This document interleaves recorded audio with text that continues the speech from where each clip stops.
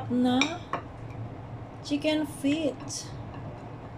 Chicken feet adobo. Uy. Super yummy. Hello po, magandang araw po sa inyong lahat. Magluluto po tayo ngayon ng chicken feet. So, tanggalin po natin yung kuko. Yan.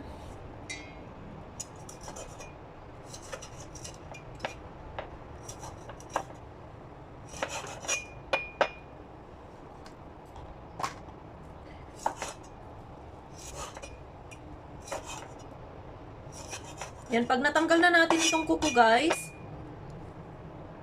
So, hati-hatiin natin. So, ayan, natanggalan na natin ng kuko. Ngayon, hatiin natin ito kasi malalaki po, guys. Kaya hatiin natin. So, ito. So, ganyan lang.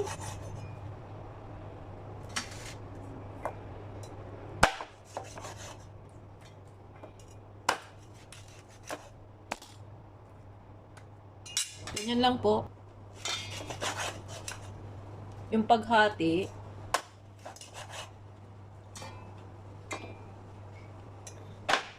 Yan. Ingat lang po, baka mahati po ang kamay ninyo. Or baka mataga ninyo yung kamay. Ay. Malalaki kasi itong Adidas or itong chicken feet dito sa Hong Kong. So, hatiin lang para mas mabilis maluto.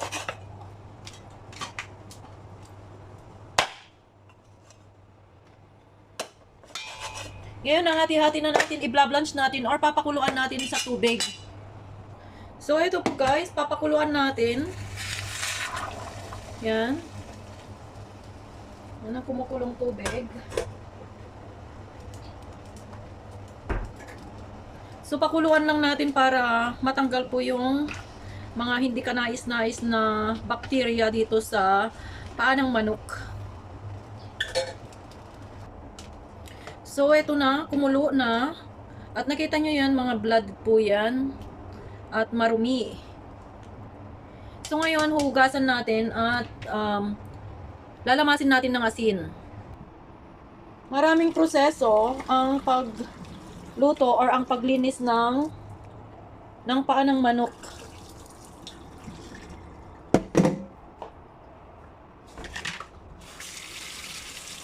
So, hugasan lang para po hindi mainit.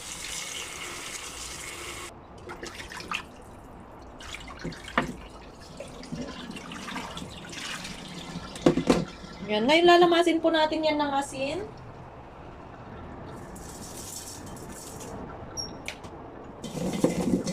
Yan, para po malinis.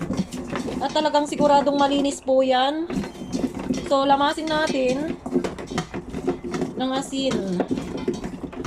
Para mawala po ang mga bakterya. Kailangan po malinis ang mga intake food natin.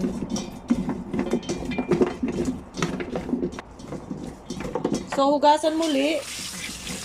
Pagkatapos nating malamas, huhugasan. O, diba napakadumi pa yung tubig?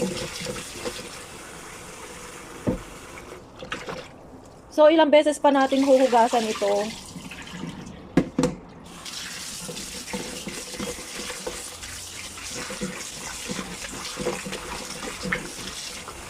Makita nyo guys, napakalinis na. Ayan. So, ilang beses ko pang huhugasan. Para sureness na masarap at malinis. Para sureness na malinis talaga at masarap nating kainin.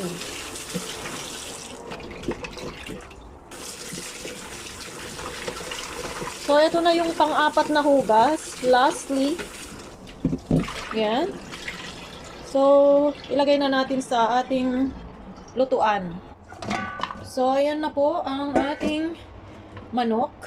Paa ng manok. So, ginger. Lagyan natin ng ginger. Bay leaf. Ngayon, lagyan natin ng paminta. So, paminta po yan. Wow, kadaming paminta. And then star anise, isa lang pong star anise ang ilalagay ko. Yan. Then crushed garlic, dark soy sauce, oyster sauce, kunti lang, light soy sauce, kunti lang din.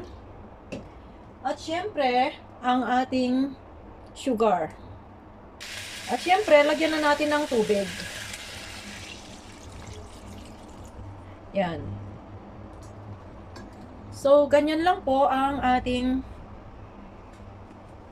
mga ingredients. So, kung pwede nyong lagyan ng kung gusto nyong lagyan ng onion, pwedeng-pwede. Yan. Ngayon po, takpan natin. Under low fire lang po yan. So, ayan po, kumukulo na po. Yan. So, papalambutin po yan. So, habang pinapalambot, ilagay ko na rin ang nag-iisang sili. So, kukuntingin ko lang po ito. Isa lang kasi ayoko ng maanghang na maanghang. So, pampalasa lang po ito. Kunting anghang lang. Yan. So, takpan ulit. So, i-check na natin after 30 minutes. I-check na natin. O, ayan. Wow! O, tama-tama po ang 30 minutes nating pagpapakulo or pagboboiled or pagluluto nitong ating chicken wings, chicken adobong, chicken feet. Oh my God, napakasarap po yan. Ay, ang sarap.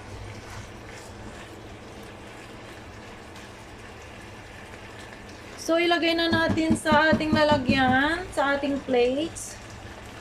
Yan. So, ito na ang ating napakasarap na chicken feet. Chicken feet adobo. Uy. Super yummy. Ayan, guys.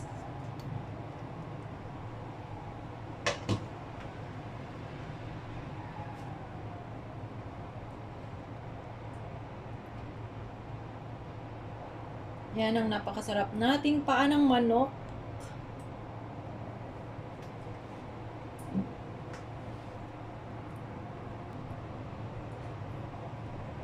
Masarap, guys.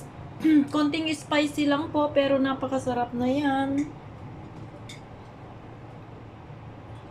Yan.